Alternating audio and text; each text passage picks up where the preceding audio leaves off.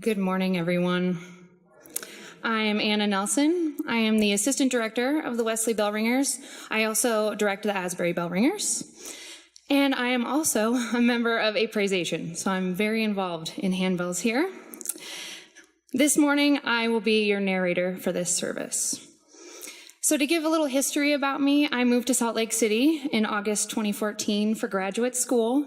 I am currently working on my PhD in mathematics at University of Utah with an emphasis in mathematical biology. I am originally from the Meridian Eagle, Idaho area, so the Wesley Bell Ringers played about 3 years ago, and I wasn't there.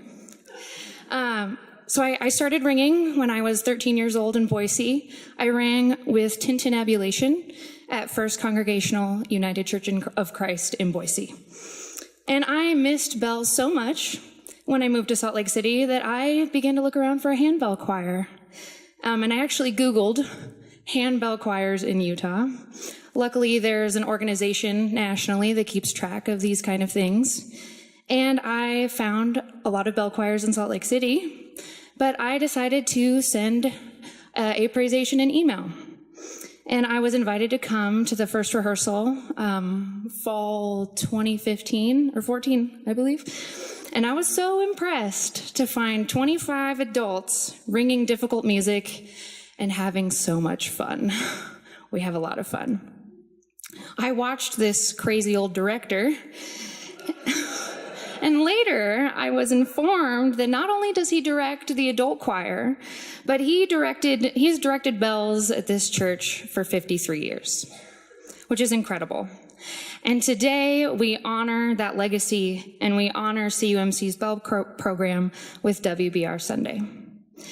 So the narrative for this service is based on the book called Celebrate the Temporary. The book was used as a basis for a Wesley Bell Ringer Sunday written by Tia and John Middlestead in 1995. We met Tia and John actually last year on tour when they hosted us last summer in Sparks, Nevada. They played in the Wesley Bell Ringers from 1979 to 1983, and they are, in fact, one of the 16 married couples from WBR. So it's a matchmaker as well as a good time.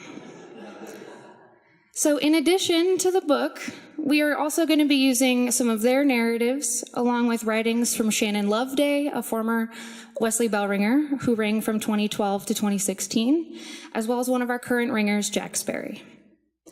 So to start us off, in his book, Celebrate the Contemporary, Clyde Reed says, "To celebrate the temporary is to breathe deep into your strength to plan for tomorrow, then leave tomorrow to take care of itself and celebrate being alive today." So Tia wrote, "Why is it we so often fail to appreciate something until it is past? Have you ever looked back on a certain stage of your life and said, those were the days? Ask any one of the Wesley Bell Ringer alumni, and they will answer that they did not fully appreciate their bell choir experience until later on in life." Shannon says, "At the choir birthday party, the first weekend in December, every new member brings a piece of cloth. He or she pins the cloth on the membership banner and tells why that particular cloth was selected. There are all kinds of stories that have been handed down about the meaning of that particular cloth. For example, there's a piece of hardworking Levi material just like the ringer wanted to be. There's a piece of cloth from the first dress that a ringer's mother made for her. There's a piece of cloth that once belonged to a ringer's brother, and she wanted to follow in his footsteps in the choir. The cloth is cut into the choir symbol, the crosslet, and sewn to the banner. You can see all 482 individual pieces of cloth on 3 banners, soon to be 4, hanging in the music room, which means that 482 of us have been a part of this choir experience. In the book of Matthew, Jesus tells us, "Therefore, do not worry about tomorrow, for tomorrow will worry about itself. Each day has enough trouble of its own." And reading from Isaiah chapter 43, "This is what the Lord says, forget the former things, do not dwell on the past. See, I am doing a new thing, now it springs up. Do you not perceive it?" John tells us, the bell choir experience in the Wesley Bell Ringers requires a strong commitment of time and energy. Ask any of these kids in front of you. Practices are held twice a week for a total of 4 hours. And on top of those 4 hours of practice, oftentimes additional sectional practices are frequently held. The Ringers raise all of the money to pay for the annual summer tour by holding fundraisers throughout the year, including 2 weekend rummage sales and 2 pancake breakfasts, including the one today. The 2-week summer tour also requires special dedication, as the Ringers play a concert at a church almost every night on tour. Tia says, some schools of Zen Buddhism send their student monks on trips in order to knock them out of their regular routines.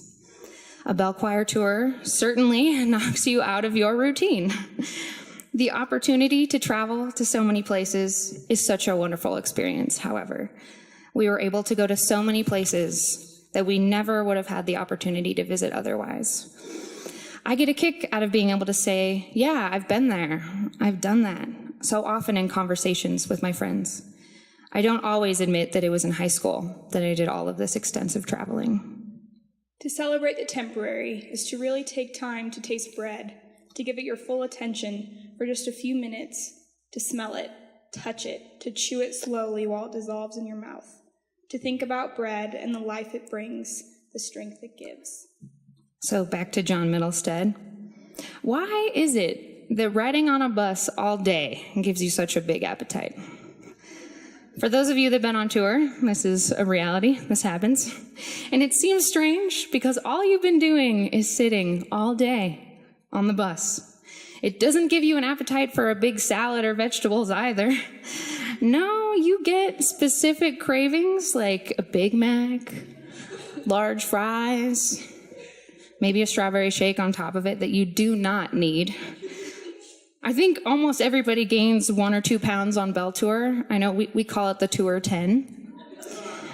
And when you arrive at the church after sitting all day, usually after you set up your equipment in the sanctuary, you are taken to a fabulous potluck dinner. Naturally, you have to try a bit of every little dish and every dessert. Well, almost every dessert.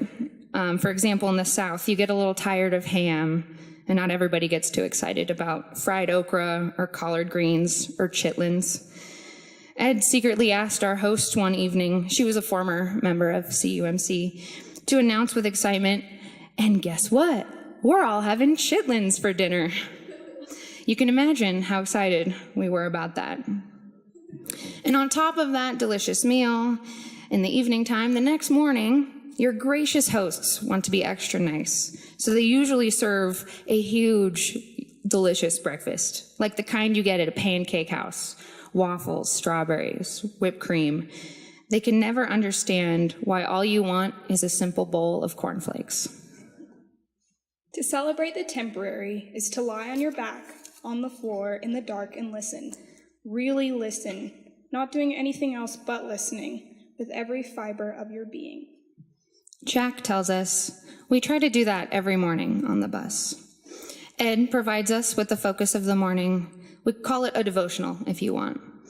We get a small booklet with the message of the day. It would take me less than 10 seconds to find the booklet we were given on tour last year, as it's sitting on a stack of books on my nightstand. I consider a story to be any gathering of words that provides some sort of answer to the strange condition we call living. And in the morning, devotionals most certainly fit that definition.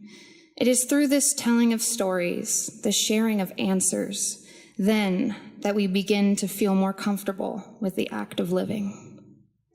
One of my favorites from last year is the parable of giving. There's a teacher, the story goes, telling students of the 4 stages of giving.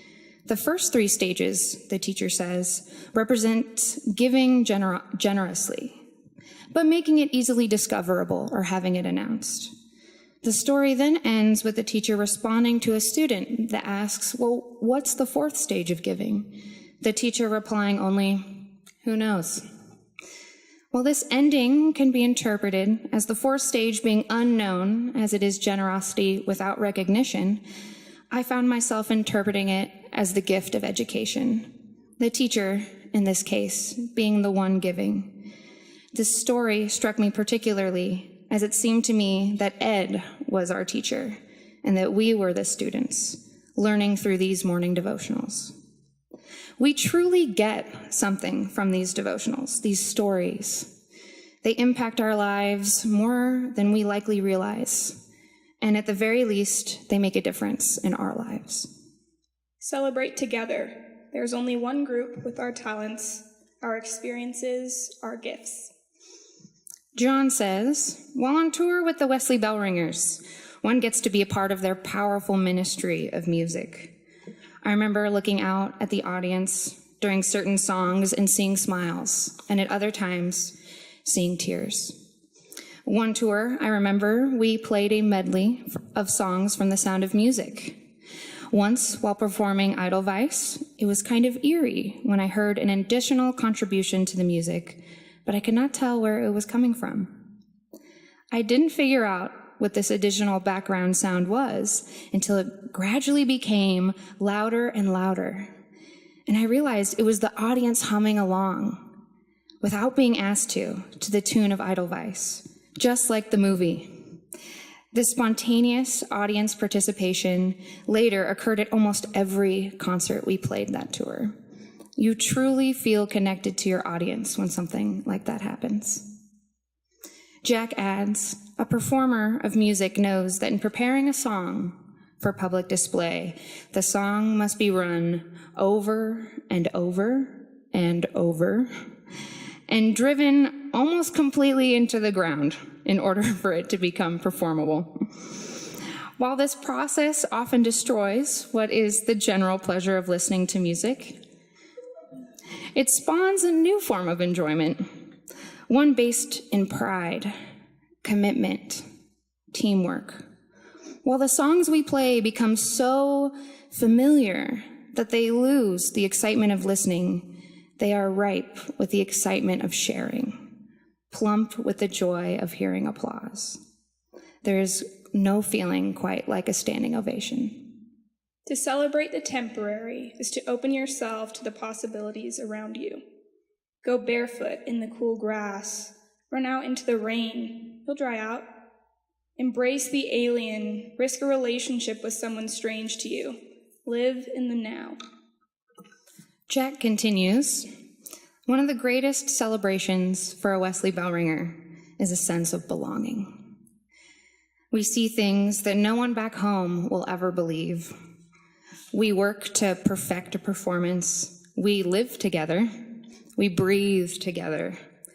To celebrate the temporary is what you have to do when you're in DC one day and Cincinnati the next, or in our case, Ogden one day and Rapid City, South Dakota in the morning. It's when an hour before you're playing in front of 200 people and now you're talking to an old couple on their back porch in rural Georgia. Yes, sometimes you want to go home and kiss your girlfriend, but you've got more days and more miles to travel. You may not always get along, but like a family, you truly never stop loving each other. To celebrate the temporary is to do all of this with the knowledge that it won't be here forever and that it will have been worth it in the end. Shannon adds, Shortly, the choir will launch on its 53rd annual concert tour. In 52 years, the church has been featured in big and little churches, big and little towns, all over the United States and Canada. We have played honored concerts before our bell-ringing peers. We have put on workshops and demonstrations. We have even marched in parades. We have carried our beliefs and our traditions into the homes we've stayed in overnight. We have held our daily devotionals together on tour to strengthen our ties to each other and to God. Personally, I have helped in strengthening and creating long-lasting friendships, in learning to socialize more, and in finding joy of being in the choir. I love seeing how all our hard work throughout the year paid off. Standing ovations have always thrilled me.